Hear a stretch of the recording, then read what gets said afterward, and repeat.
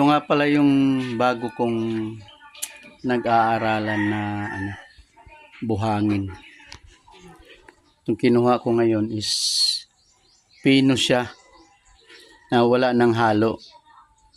At tingin ko naman maganda naman ang result ng hollow blocks.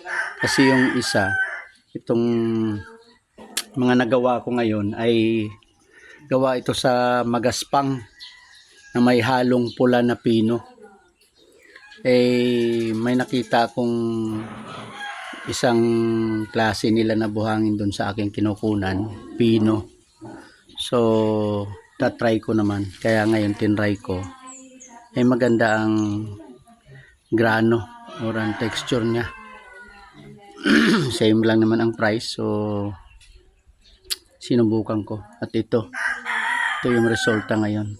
So pag dry na lang sa kumaano uli kung alin ang mas maganda at mas matibay, kung yung may halo na magaspang or itong isang pino na ito.